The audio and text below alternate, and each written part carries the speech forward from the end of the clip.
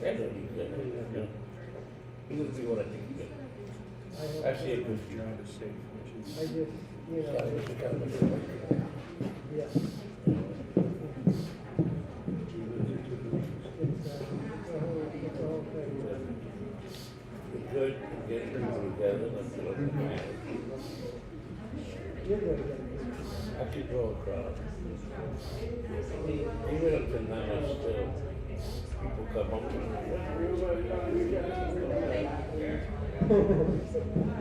If there's Kindle, tomorrow, again, we don't do it. The new guy's gonna be what, Bernardo? I have no idea. Okay, so It looks like someone. I'm not gonna be able to work with him like I work with Marcel and Malak, so that's for sure. Well, no, Marcel and Alexa are gonna be there. Yeah. No, we're not gonna be here.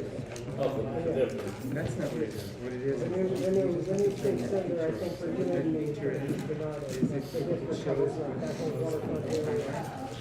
you can tell that. Yeah, no, it's just an old guy, he acts all, he acts all cool, and then starts with that. Oh, So that's the difference. You're trying to set him up and then you. That's a lot, but you know. big saying, but I just hope that when someone comes, the next summer, Yeah, I'm packing a punch, and I'm gonna pack a punch. yeah, I'm gonna punch my way right through that brick wall of nothing. yeah. That's good, that's all right. The dream came up, Uh-huh. that some money on Thanksgiving. She practically begged for Germany, she did. She was crying. I'm like, and then she said, oh, you can't get a check if you don't go to the meeting. I'm like, what?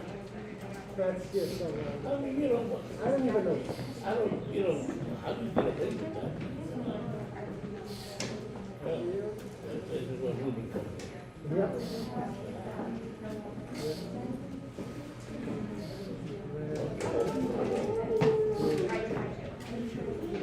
Yep.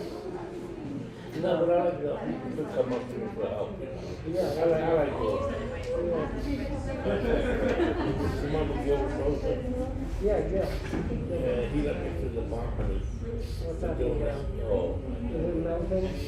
all things that, and don't get missing, broke down to the ground. I'm really missing, Can't get it. that was all, all the building that building. I'm really missing the bathroom sink, the wall falling apart.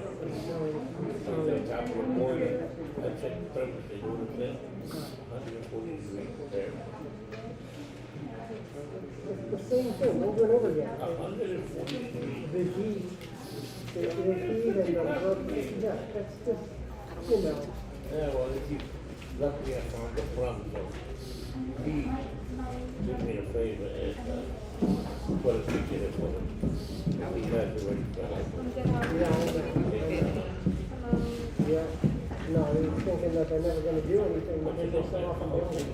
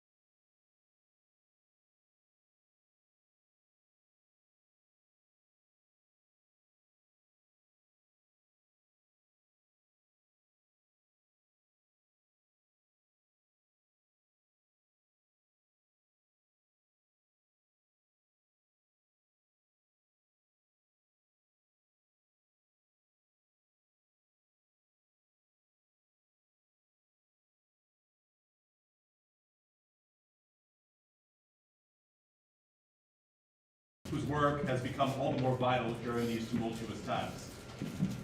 It has been 2 years, 9 months, and 5 days since the first case of COVID-19 was identified in New York and our lives were turned upside down. Today, we face a world that will never be the same. The choices we collectively make in 2023 will shape and solidify our new normal and impact the conditions of our daily lives for decades to come. For this reason, it is an especially important time for us to reflect on where we are as a district and how we arrived here. It is easy to think of the pandemic as an unforeseeable, unavoidable natural disaster. But while the virus itself may have been all of those things, the harm it caused most certainly was not. When the pandemic began, I was a math teacher at a middle school that, like most of the schools in Brooklyn, was severely underfunded. Our classrooms were already so overcrowded, they bordered on the legal maximum student-to-teacher ratio with virtually no safety margin. Then March, I saw firsthand how this existing injustice also created a massive vulnerability in a moment of crisis, whenever a COVID outbreak left some classes with no teachers at all. Chronic budget cuts meant we simply did not have enough staff to cover them. Unfortunately, the vulnerabilities of our underfunded schools were just the tip of the iceberg. These cuts not only made life increasingly more difficult for the rest of us, they also set us up for utter devastation when COVID reached us. It left us vulnerable in 1,000 different ways.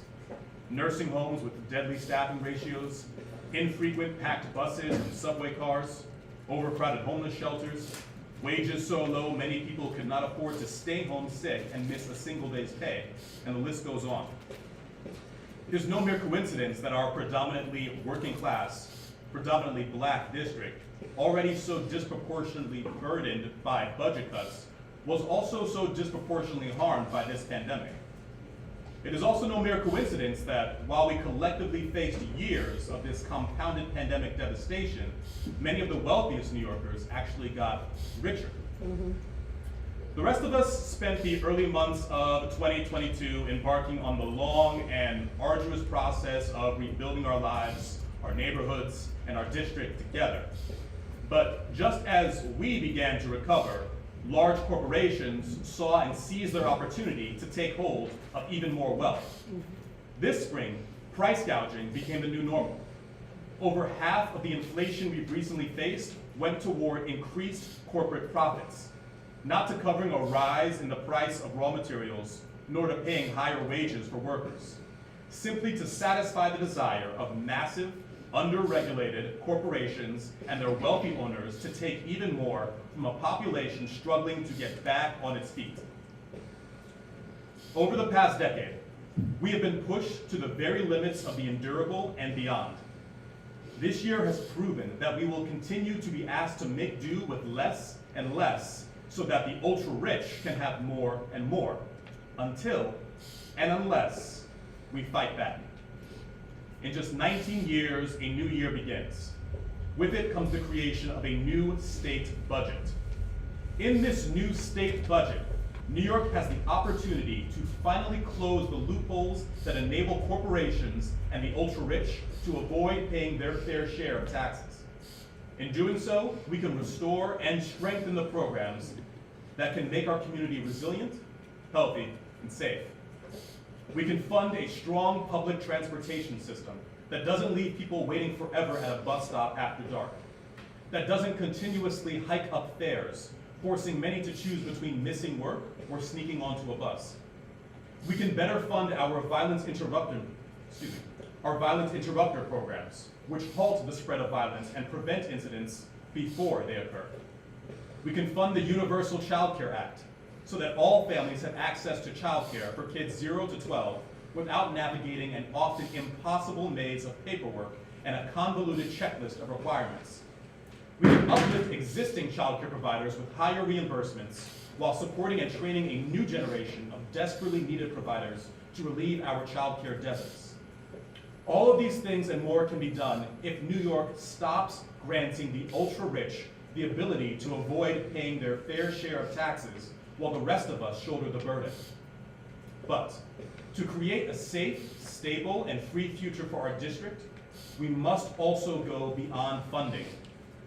we must pass good cause eviction, which would protect many of the most vulnerable New Yorkers from unjustified evictions, while also shielding them from price gouging on the cost of their rent. We must build public renewable energy and free ourselves from the grasp of profit-seeking energy corporations that poison our air and exploit their monopolies to charge wildly inflated rates. And we must finally pass the New York Health Act to provide comprehensive health care for every New Yorker without the need for insurance companies, which take our money and restrict our access to health care in order to increase their own profit margins. Every single one of these changes is possible in 2023, and each one of them will be vehemently opposed by the powerful corporations and individuals who profit off of us all in our current system. These changes are possible only if we fight for them by standing together in solidarity with one another. Every day, I am heartened to see that in District 25, we understand the power and importance of a unified and active community. It is this understanding that has enabled us to persevere through the pandemic with shared grassroots efforts to provide mutual aid for all of our neighbors in need. And it is this understanding that will enable us to win a more just future for our district, no matter how challenging the battles we face. Tonight, we have the opportunity to hear from certain community members who embody this spirit, who work to create the change we so desperately need by bringing people together at the grassroots. All these individuals inspire me to action, and I hope you will be equally inspired. First, it is my great honor to introduce the recipients of this year's Woman of Distinction Award, Ms. Oyabisi Ida Abdullah, known to many as Sister Bisi.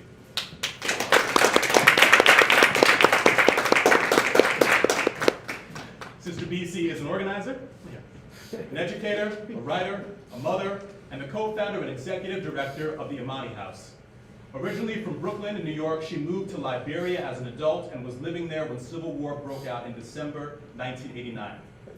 Despite the dangers of staying in the region, Sister Bisi faced the turmoil head-on and worked to set up Imani House as a clinic to provide medical aid to the sick and wounded. During a period of ethnic cleansing, Imani House became a space where people of different ethnic tribal groups and religious backgrounds could come together for one another and receive care. Years later, on a return trip to Brooklyn, Sister Bisi expanded her work to support her community here as well. Imani House now offers a variety of services, including homework assistance, athletics, and performing arts programs for youth, as well as adult education programs. Between Liberia and the United States, the organization serves approximately 15,000 community members. Sister Bisi has also used her time and talents to uplift the voices of other women of color. Since 1999, she has conducted a writing workshop for women of color in New York City. Through her steadfast efforts, 12 women from her workshop are now published authors. Wow. Yeah. In New York State and internationally, her work continues to bring people together to build power and fight for a more just future. Please join me in welcoming to the stage, she's already here, Sister Oyabisi Ida Abdullah.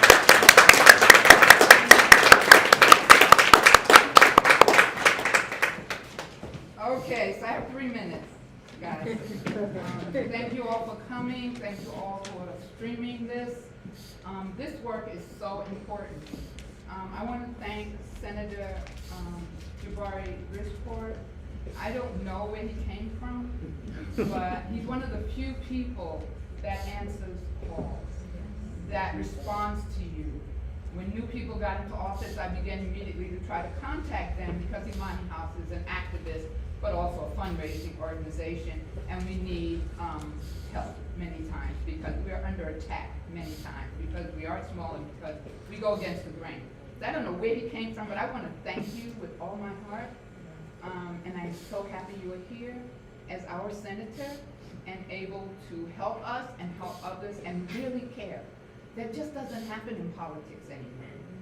Okay, it doesn't happen anymore, and I'm sincere about that. He got money for us that had been sitting for 2 years, he and his staff, and they told us you can't get it, there's no way. And he got it, it was $10,000, and it belonged to us. but it had got lost in the shuffle. Then I went back to him, he got $1,600 that was sitting for children's services, that they said it couldn't be done, and he did it. So the point I'm making is he is a can-do person, I am a can-do person. And when people ask, well, how on earth are you doing it in Liberia and the United States? I am very stubborn. My mother said I was dropped on my head. I don't believe her. And anybody that knows me, some people don't like it, know that I will stand up for us. I will stand up not only for us, but for other races as well. I will stand up for anybody. Because I think somebody has to do it. And I always say, if not me, then who? If not now, then when? And I learned that in college. I became a revolutionary. I didn't pick up a gun. I went ahead and decided I would make change. They gave us that opening. You can make change, that's revolution too, you know, you're not gonna kill anybody. So I do wanna give thanks to my grandmother. Her name was Cook Street Mary. And you can see where I got my gusto from. I come up in very poor circumstances, hungry many times. My father left. My mother had never worked in my life. And there we were on welfare in the Marcy Projects. But I never was told that I was less than. I never was told that I couldn't achieve. I went to schools that at that time were actually integrated because white people were poor too. And so I managed to achieve. I don't have to talk about myself, he already has. I have 5 children. One is a scientist, genetic scientist at the University of North Carolina, Chapel Hill. She's a tenured scientist. I have a son who is an aerospace engineer with Boeing. I have a son who works in human services here in New York. I have a daughter who is a pediatrician.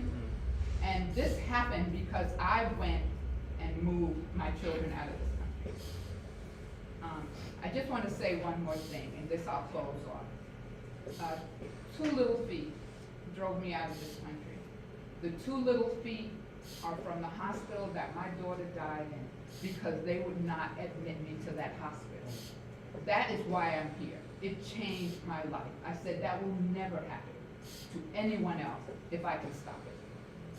And it was very unfair. It was in South Carolina. And all I have is a picture of her 2 little feet. So I want to thank all of you for coming. I want to thank our senator. And I know we can do great things.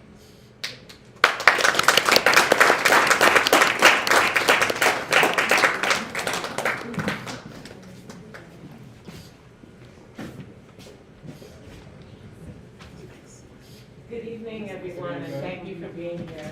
My name is Maisha Morales, and I am one of Senator Jabari Brisport's constituent advocates. Today, I will be honoring Steve Colon. The harms caused by violent or oppressive systems often lead to the erosion of community stability and of social connections within a community. Having directly experienced the harms of such systems, Mr. Steve Colon has dedicated his time and energy to healing and strengthening his community through advocacy and direct service. He has taught and inspired others to do the same, spreading a spirit of mutual aid and empowerment. Steve Colon has served his community both in his role with Black Vets for Social Justice and as a volunteer and activist in his free time.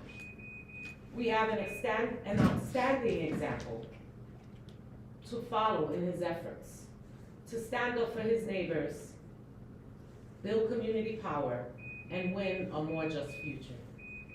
Steve, thank you.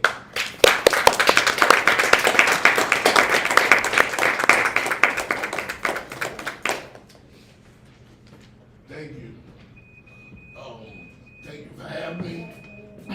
Excuse me, my throat is sore.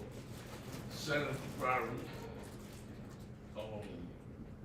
I just want to say I'm very humbled and honored to be here. I do the things I do because it needs to be done. You know, Edmund Burke said, in order for evil to triumph, good men do nothing. You know, I hear a lot of people say, oh, we gotta take care of this. This gotta be done. This gotta be done. What are you doing about it to help it? You know, I was in the Marines, I'm a combat veteran. As you, sister, I never heard of Senator Jabrari. But I had a personal problem.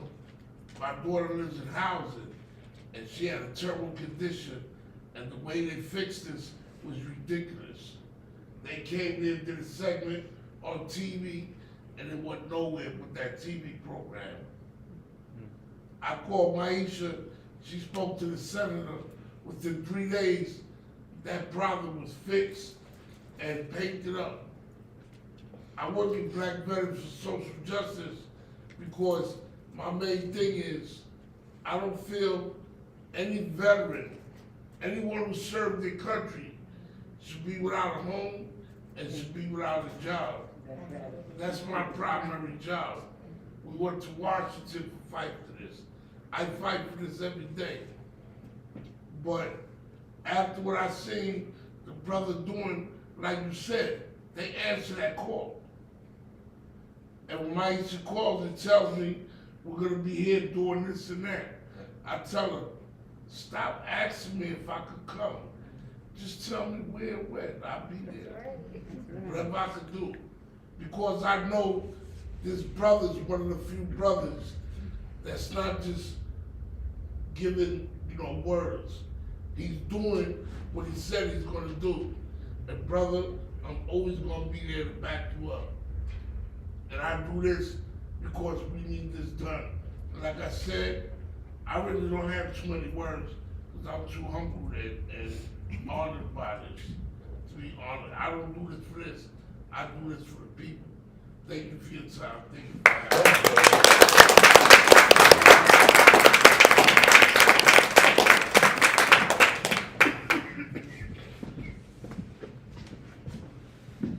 Next, we're going to honor the Greenlight Bookstore Workers Union, which is being represented tonight by Maritza Montañez and Alicia Lin. Earlier this year, about 40 Greenlight Bookstore employees unionized with the Retail, Wholesale, and Department Store Union, aka RWDSU. And yes, we just want to honor them. Organizing with your coworkers is no small feat. It means getting to know them, identify what collectively need for a better workplace, and demanding nothing less. We're so happy that your union was recognized and that you ratified your first contract. Please help me welcome to the stage Maritza and Alicia.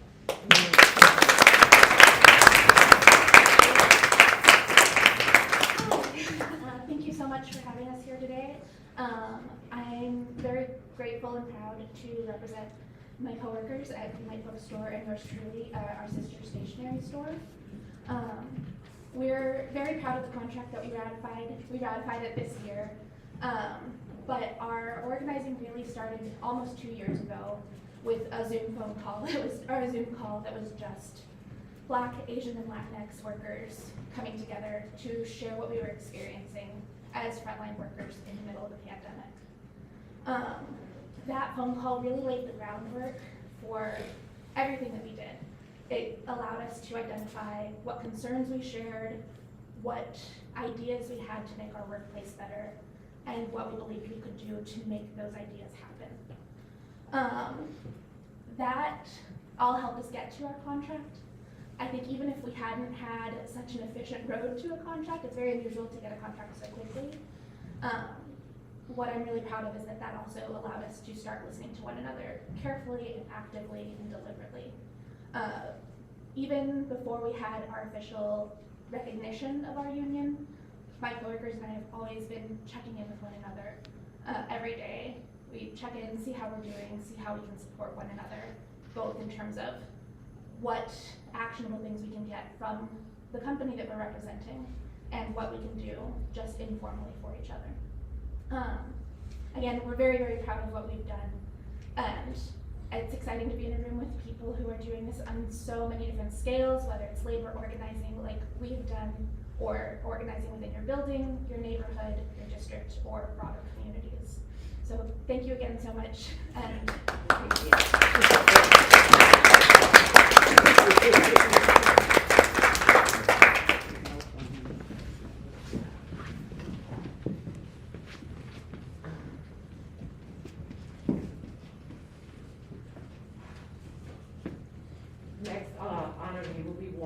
Street houses TA.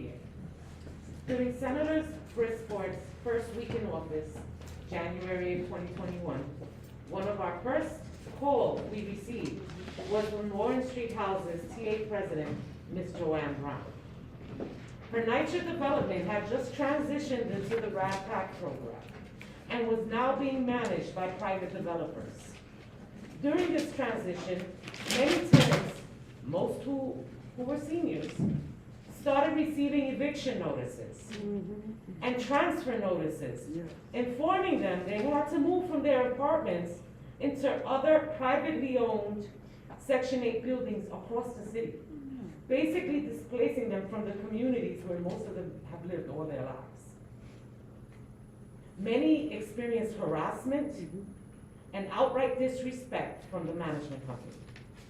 The tenants brought this to the TA's attention, and Ms. Joanne Brown and Vice President Tiffany Brown jumped into action. They advocated for their neighbors and organized. They would not take no for an answer. Ms. Joanne Brown and Ms. Tiffany Brown have responded to this injustice with years of dedicated resistance, not only on their own behalves, but also on behalf of all their neighbors. And through this, they were able to keep their tenants in their homes, build a transparent relationship with the management company, and have them also provide social services for the tenants. They continue to diligently serve as president and vice president, respectively, of the Warren Street Houses Tenant Association. Their work has uplifted neighbors holistically, meeting needs ranging from food access to employment support, and strengthened the fabric of their community. Today, we honor you both for all of your selfless efforts. Thank you for your leadership.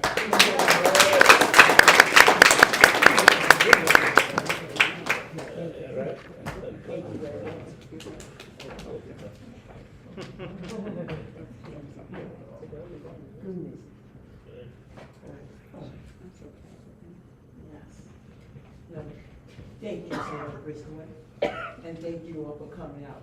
And I'm honoring all you guys at the same time too. But I'm not gonna be big, bro, be I say long-winded. I just wanna say thank you. But the dedication is from the heart. Everything I do is from the heart, no matter what's going on in my development or at my job. I try to maneuver brother both of them. So far I'm doing pretty good on it. And then if I have a problem, I'll call Maisha. He said the Bridgeport. I'm sorry, but you know, I have to get on your nerves sometimes. But thank you, for understanding, okay, thank you. And then I had to reach out to my baby here. Well, see, I had to call him, oh, this is my daughter, I'm sorry. See, I had to call her up and I had to talk to her. See, I have to have like a little conversation, let her know what's going on.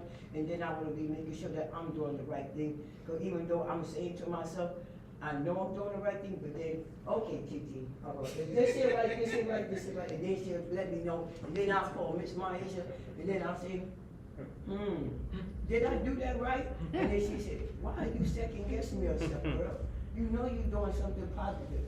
And you wanna know, oh man, thank you from the bottom of my heart for both of you. You don't know what kind of situation that we was in when we first started. But let me tell you, we came a long ways. Everything is starting to be on the straight and narrow, but I'm not gonna back down, no, I'm not. I need to be here for my tenants, especially really for my seniors, because they are dying so quickly. And so I need to be there for them. Like I said, one time, two of the ladies, they did come. I call them my grandma, so that's what I'm gonna call them, okay? My grandmother, they came to the house and knocked at the door. I'm in the bed sleeping, and this is the truth. She went into the refrigerator, taking the food. I said, what is you doing? She said, Mommy, but there's two ladies at the door. So put two babies. I go to the door, I call them grandma, and they go, Joe, oh, Joe, do you have any food? I go, you all right, Mama? Y'all got, what's going on? Then they said, no, we don't have any food. Tiffany again. Mommy, is there any way that you can get some food for anybody? And let me tell you, I got on the phone, I called up Nikki Wrestler, I called up Joanne, I called up Bridgeport, I was just on the phone, just talking to people all the way around, okay? I even called up that, well, right now, he's our mayor now, okay, anyway, I called up him too. And then he said, I mean, like, I know he's gonna tell me, look here, girl, but that's okay. But I'm just saying what happened. So all that food came, and all of my seniors, I made sure that they got off the back, everything. Because I need to be all right. When they get sick, their parents, well, their children will let you know. I went to the hospital to go check on them to see was they okay. And if they passed away, I'll go to the funeral, and I sit all the way in the back. I don't say nothing. And then they'll say, Miss Joanne, I don't say it, I just go like this, you know, thank you for being there for my mother, but when I couldn't be there. And to me, I thank the Lord for putting me on this area. I'm gonna keep going straight, and I'm gonna keep doing what he's telling me to do. And I'm gonna walk with him, because he's backing me. He's my angel, and I got my ancestors right on my shoulders. And I'm gonna keep doing what I'm doing. But thank y'all.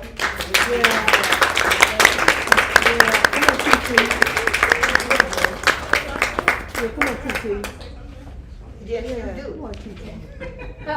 Great. Thank you. I do want to say thank you to everyone.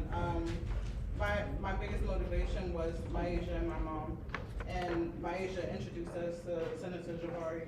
And I truly thank you. It's so important for us to see someone that looks like us, especially coming from our community. So often NYCHA residents are often misheard or misunderstood and overlooked. And I continue to say that because often we are overlooked. No one understands how often you have the working poor that lives there. There's a stereotype that's associated with residents of NYCHA, and it often, we're pushed off. No one wants to hear us. Our residents work hard, they get up every day, and that was my biggest motivation, watching them struggle throughout the pandemic. We are having people knock at our door asking for food and asking for help and just trying to find somewhere to go. My passion comes from following behind my mother, her drive. I don't know where she gets it from. I don't know where she gets it from, but she's so motivated. Even when she don't understand anything, she's the first to call to find out information. She will harass you. I mean, literally harass you for her residents. And that's just, like I said, just having someone in leadership that looks like us, that comes out on a regular basis when we call. It's never a no. If he can't make it, Maisha's there front and center, and I adore you both. And I thank you. Thank you for my mom. That's about it. Just want to say that. Thank you.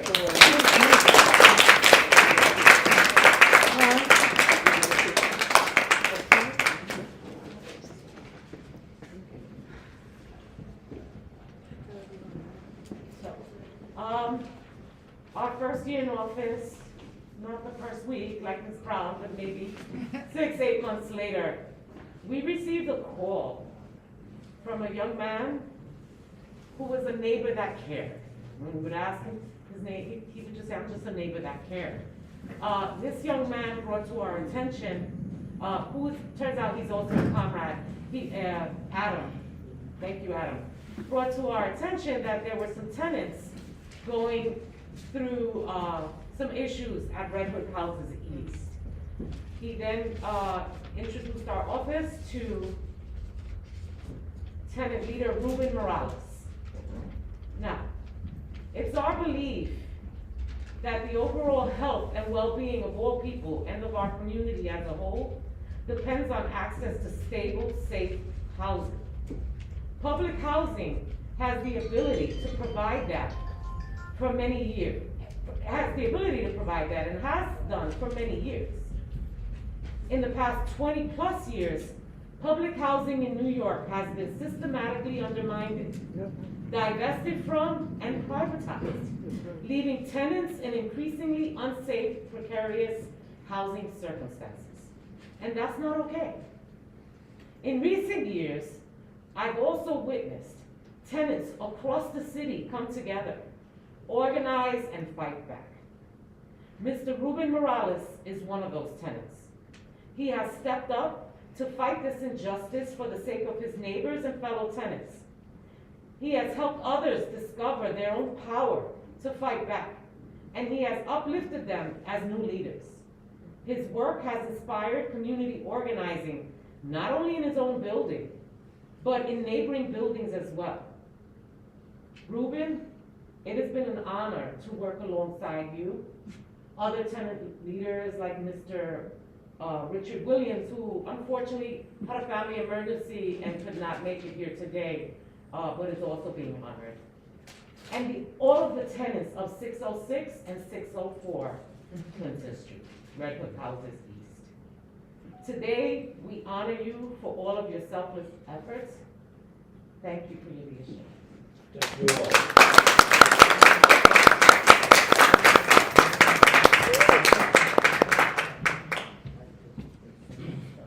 All this was made possible with the help and guidance of Senator Bridgeport from Brooklyn and his constituents in guiding me and showing me how to lead.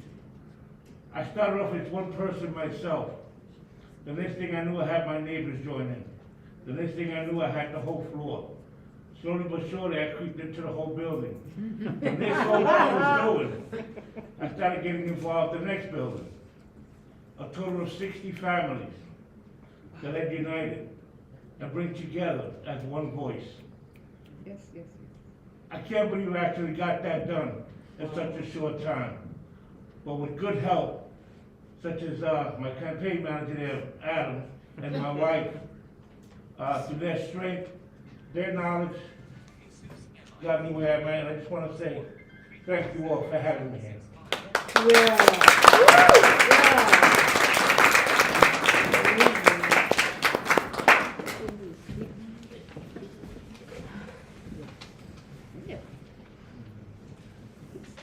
Everyone has a right to be free from discrimination and valued for who they are.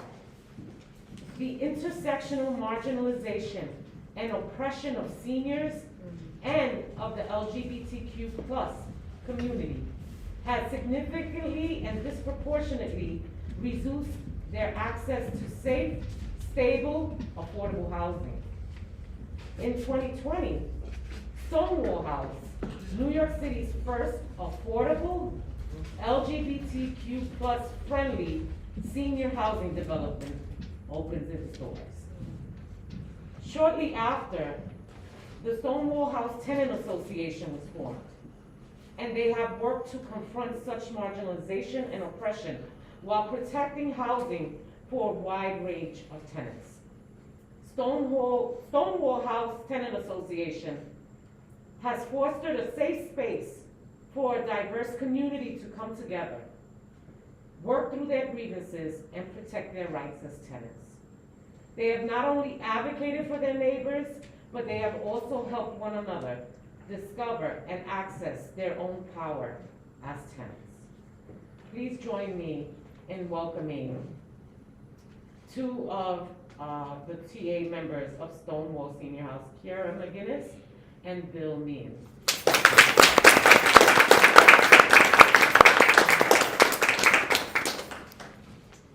evening, it's an honor to be here. My name is Kieran McGinnis. I'm one of the co-chairs, there's four of us, of the Tenants Association at the Stonewall House.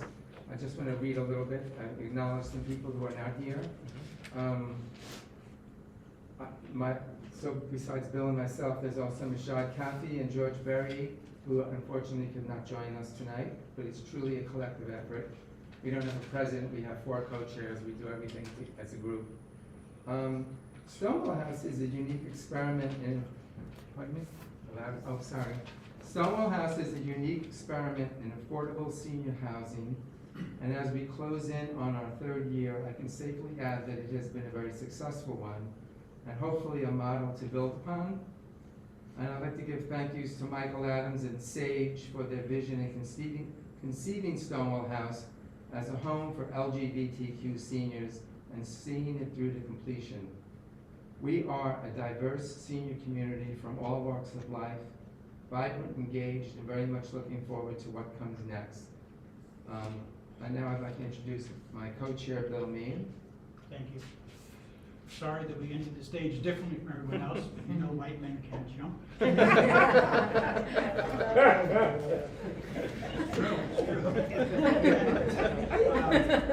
It's almost 3 years since we moved back to Brooklyn. I grew up in East New York and had left and been many different places.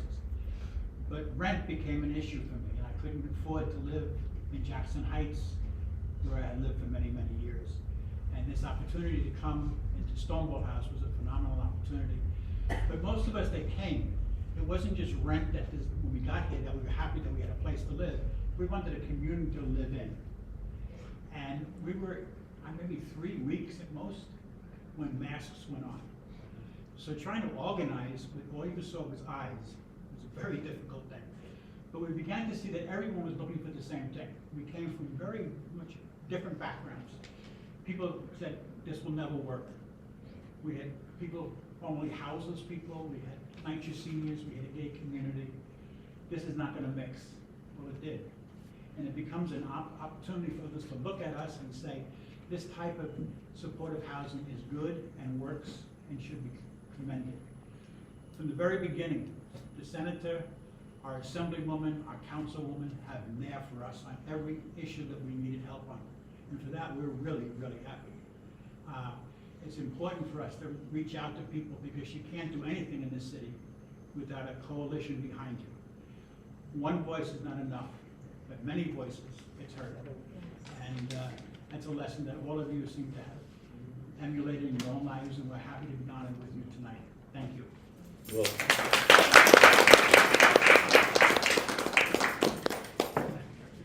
We're not going to fall, I promise you. Thank you. And hello, me again. So I have the pleasure of introducing Stephanie Aponte, representing the parents of the Shirley Chisholm Daycare Center in Ocean Hill, Brownsville. You know, childcare is an essential part of any well-functioning society, and access to quality early childhood education is key to solving our racial justice issues. Good wages for care workers are a gender justice issue, and yet due to underfunding the child care sector for decades, New York has lost thousands of child care providers since the onset of the COVID-19 pandemic. Stephanie Aponte and the parents at Shirley Chisholm Daycare said, "Not in my hood." So when they were alerted that 2 locations of their daycare center in Ocean Hill, Brownsville were slated for closure, Stephanie and the parents sprang into action. They organized together, alongside with the teachers, to raise their voices. They wrangled the legislators in the area, and thanks to their advocacy and many conversations with the community, with the board of directors, with the Department of Education and the Department of Health and Mental Health, Shirley Chisholm Daycare Center is still open today. Yay. And we're going to fight to keep it open. I'll open share some remarks.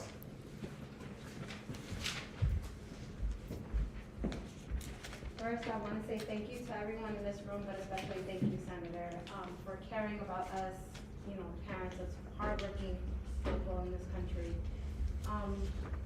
I never even thought that this was going to happen. I never thought that this was even possible to save a daycare in our neighborhood, or even to have this moment here with every one of you.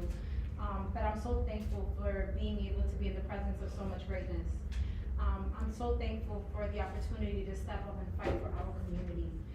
This new child care bill that Senator Brisport is talking about, universal child care, is not only a necessity, is a must. We need to fight for universal child care. Yep. If we are able to be productive citizens of this nation, we need to be able to fight and be able to feed our children with hard work and dedication, not with sitting with welfare and public assistance to help us. We can help ourselves, but we need you to help us too. We need you to help fight for universal child care because we need it. Our community in Brownsville still does not have after-school programs for our children. Children from 0 to 12 years old have no help except for Shirley Chisholm. Now is the time to step up and help. On February, we're due to close, but we're not going to close. We're still here to fight for Shirley Chisholm. And I want to continue to say for everyone, thank you for this moment, for this voice, for giving me this podium. And I thank you, Senator, again, Maisha, everyone in Senator Brisport's office, and all those people that helped to continue to help this daycare to stay open. Thank you. Thank you. from me Yeah. and my family.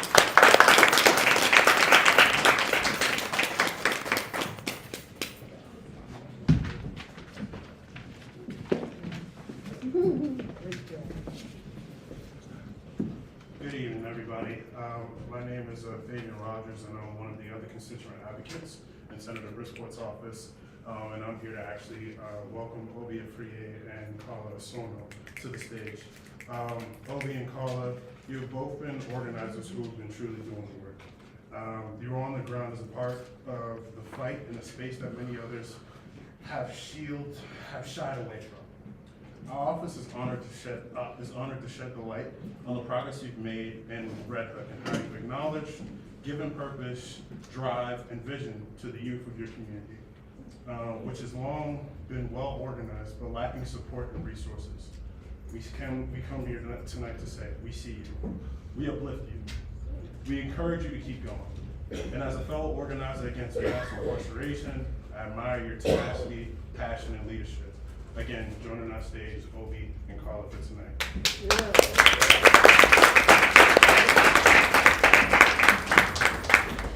Thank y'all. Thank you so much for the invite. What's up, Mom? Hope you're watching. All right. I just wanted to take some time before we start to really thank and give praise to the amazing young adult organizing team that makes all of this work possible. I work with a team of 11. I was only given a +1. I actually asked for a +11. I brought Carla here. Carla's been one of our public safety organizers since the jump of this program. She's gone through our entire training program. She helped us plan a rally and our first ever Swing Into Community event that ended up being the city council debate that Alexa Vilas was elected from, and that led to us having such a strong partnership with her on a lot of legislation that we push. So thank you, Carla. We have Carla, a big round of applause. I'm a nervous talker, so I'll be very brief. I just want to say, just going to the point that Stephanie from Shirley Church School said, like, we really need to invest in our young communities. And I think that a lot of times when we talk about investing in our young people, we talk about education. And I think that when we invest in them, is that we need to give them a seat at the table. They need to be involved in a lot of the conversations that are had here. I think about Red Hook as a community. Red Hook is a community that does not have a high school, that does not have a bank. Until 2 weeks ago, there was not a healthcare center. It is also a food desert, it's an industrialized zone, and there's not a transportation system. Like, all of those things, and then you think about the over-policing that happens in Red Hook. We have ICE, we have neighborhood safety teams, we have SRG groups. If we have all of those things, how could our young people then succeed? And when we think about that, we think about the issues that are given. We like tiptoe around what makes communities safer. It's not more police, it's not more law enforcement, it's community reinvestment. It's police accountability in safer spaces. It's things like mental health resources. We can't, like, going to what Senator Brisport was talking about, the amount of money that's been lost and the educators that have lost during COVID. We had a policing budget of $11.2 billion in New York City. And to fund that, we took away $300 million from the Department of Education. 2,000 teachers were let go. That's right. How is that going to help our young people succeed? You know, and I'm all bringing this up to just think about what's been going on with the mayor's directive for involuntary treatment. The communities that this is going to affect the most are our young Black and brown people. Because we also don't get to have mental health conversations within our community, and there's not resources given to that as well. So please, like, as organizers, you all understand this. You guys are all on the grassroots. You have a community basis. We need to be uniting our bases to fight for the most marginalized within our communities, because if we don't, no one else will. There's going to be a rally tomorrow at 12 p.m. At City Hall for to just talk about and to denounce just what's going on with the mayor's plan. If you want to know more about it, please come talk to us. I really hope to see you all there. And thank you so much, like, Senator Brisport and his team for just working with us, because a lot of politicians, y'all know how it is. They talk the talk, you know? Think about all the progressives that ran over the last couple of years promising transformative change, and then they went quiet when we really needed them to. And that has never been Senator Brisport. Senator Brisport and his team understand the importance of youth offender status, of things like ending qualified immunity. Maisha be calling me all the time, just brainstorming new ways that we can get involved, and I appreciate you so much, because yes, thank you for that. Thank you for always really fighting for us, because, like, they're the future, y'all. So, all right, let's leave.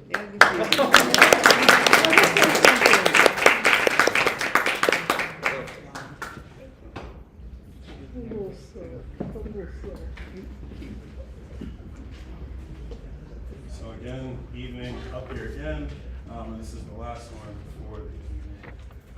During the pandemic, an entire generation of young people experienced trauma and isolation during crucial formative years. More people were pushed into poverty, and many of the caregivers and elders we relied on for guidance were taken from us. Our social structures have been fundamentally destabilized, accelerating the spread of violence like a second epidemic. In response to this, the New York State Legislature enacted the Community Violence Intervention Act, or CVIA, as a part of the budget for fiscal year 2021 and again for fiscal year 2022. This gun violence intervention program, grant program, is a modified version of Senator Zelma Meyerie's bill, S 1049, which declares gun violence as a public health crisis and establishes grant programs within New York State Office of Victim Services, or OVS. As a result, Senator Brisport, our office, of course, was able to grant $125,000 across fiscal years 2021 and 2022 to support community-based and hospital-based programs to address gun violence. Thankfully, despite chronic underfunding, Brooklyn is home to some incredible violence interrupters who provide rapid de-escalation in the immediate aftermath of a conflict and a range of other services to stop the spread of violence. These organizations and individuals who make them possible are living examples of doing the groundwork within this district to cure gun violence. So whether it be through public and personal health, building soft and hard professional skills among Black youth who are disproportionately impacted by community violence, or cultivating leadership through mediation and de-escalation through impacted communities, or even servicing families of both victims and perpetrators of community violence alike. It is my pleasure to introduce Charlene Nash Pryor of Man Up NYC, Barry Coach Cooper, the founder and executive director of the Bro Experience Foundation, Shaniqua Coco Purvis, the founder and executive director of Both Sides of the Violence, Inc., Kellen Kalefu, the director of Neighborhood Strategies under the umbrella of Save Our Streets and Neighbors in Action, and lastly, Ramik Williams, the co-executive director of Kings Against Violence Initiative.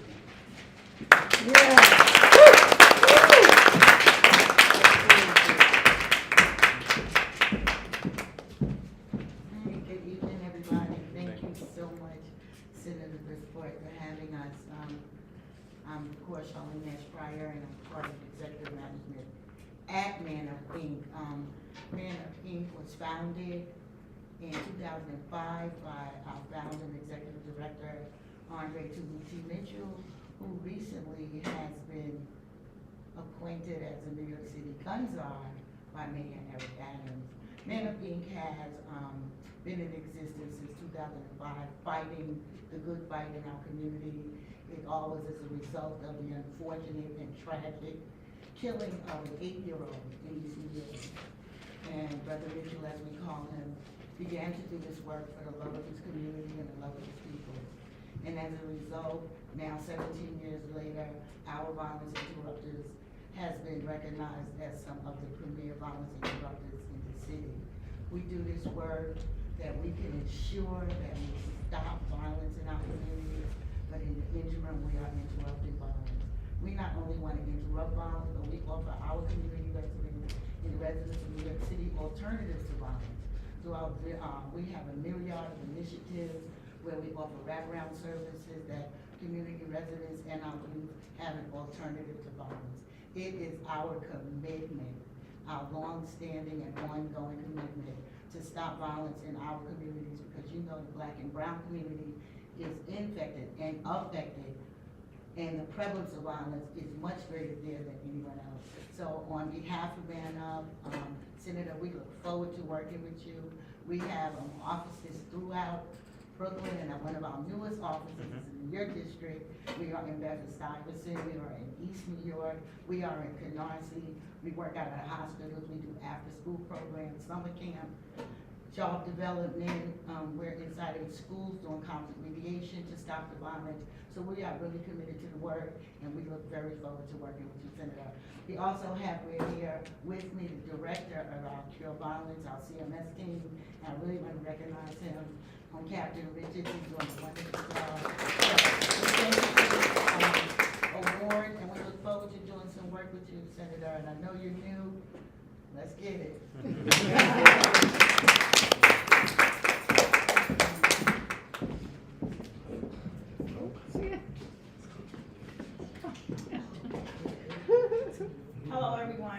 Good evening, my name is Shanika Purvis, aka Coco. I am the CEO of Both Sides of the Violence that was established in 2021. And I want to say right now, I just need everybody to stand up and give themselves a hand. It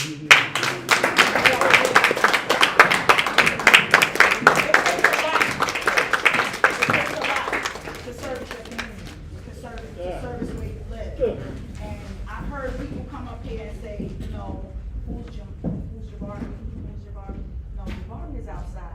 Yes. Jabari been outside. Jabari's been with me outside. Jabari will call me and be like, Coco, is it shooting? Oh my God, we outside. Yes, we are outside, Jabari. And he has been there outside with us at shooting responses, food giveaways, holiday events. And he always called me and let me know that he has my back. Thank you, Maisha, where she is. I will, and we outside too. He's at our shooting responses also. So what we do is, well, we're new, but I come from the great works of SOS and Man Up Inc. And it's just an honor, such an honor to be up here sharing this award with them in such a short period of time that I've been around. But I've been doing this work for over 10 years because my sister was murdered by a stray bullet in Tompkins houses in 2002. So I've been doing this work diligently to make sure no family goes through what my family is going through.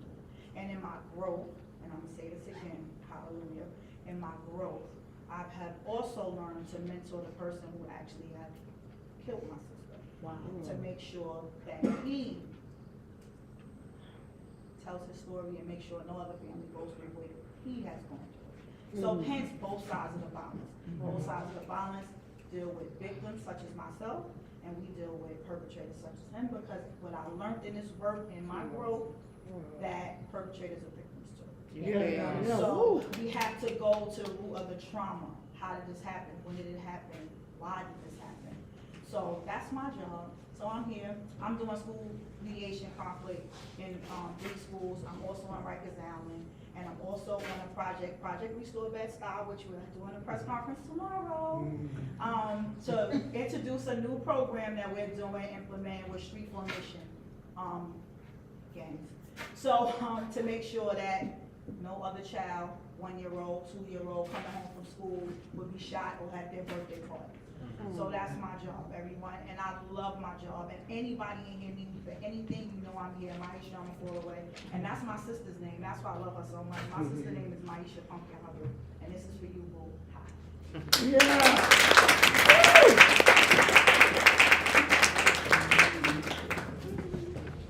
Black girls can jump. Good evening, everyone. To our great Senator Jabari Brisport, I just want to say I really thank you for this award. Oftentimes, and I think it's been echoed, we do this from the heart. You know, we want to create spaces for our people to have their voices heard. I'm Barry Cooper. I'm the executive director and founder of an amazing organization entitled The Grow Experience. The B, the R, and the O stands for Brothers Redefining Opportunity. And, you know, oftentimes when we use language, you know, being an educator, I think that is one of the reasons why I do the work that I do, because I want to detach this understanding that violence, when we think about violence, when we think about our community being safe, that black boys, right, are the perpetrators of that. So with the Grow Experience, we actually create spaces for our young men, because when they grow up in housing in NYCHA, they don't specifically have a place to go once they hit 14, right? Because everything is for younger people. At the Grow Experience, we create transformational spaces for our young men. We operate in Bed-Stuy, in Brownsville. They call me the Shark because you never really see me outside, but I'm in the spaces where young men actually reside, and we create cognitive spaces where they actually able to think about who they are in real time, how the society has impacted the decisions and the behaviors that they have, so that way they can make decisions that's within their best interest. And they are not attached to violence. Violence is something that happens across this globe. So this idea that our boys in particular, right, they are prone to it, it's just non-existent. Do we have things that we need to work on in our community? Absolutely, but what if we provided the spaces? What if we were intentional? And that's the work that we do at the Grow Experience. So it's a journey. So Brisport, I thank you, my brother. You have, from the moment I met you, provided my organization with resources, being a fellow educator. I was once the dean and director of coaching for Eagle Academy. You know the work, and I think that's why synergy live. So I thank you, Maisha, and the team for awarding the Grow experience. Thank you.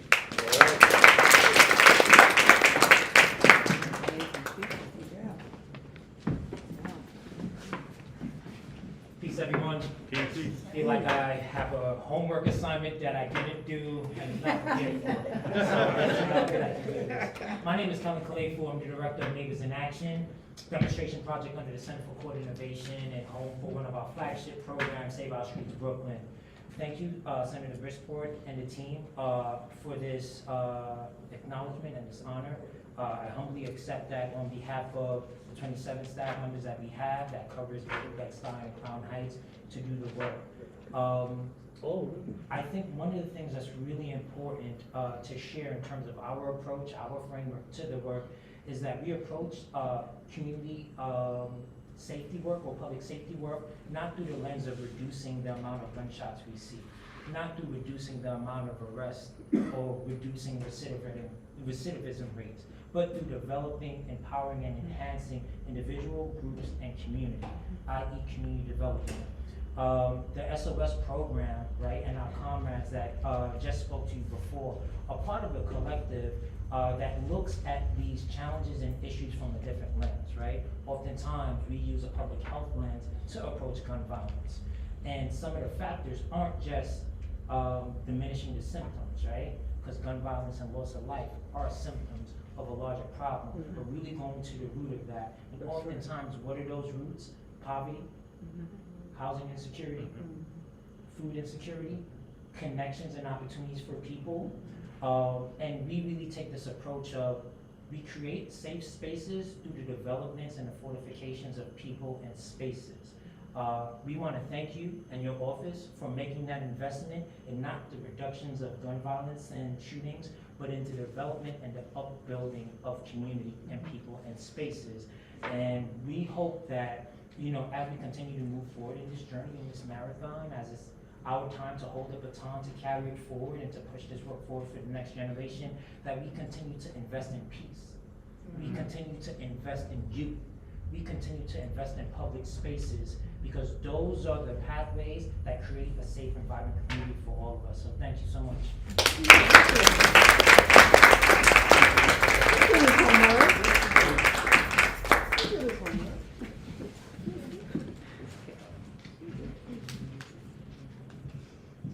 Before I close this out for the night, I just wanted to double check, is Ramik here? Ramik from Cobby? What? No, he's not. All right, well, that's our ceremony. Thank you, everybody, for being with us tonight.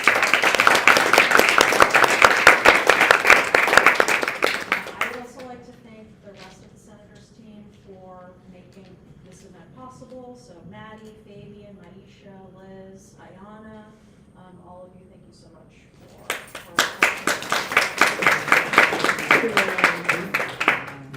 and Tatiana as well.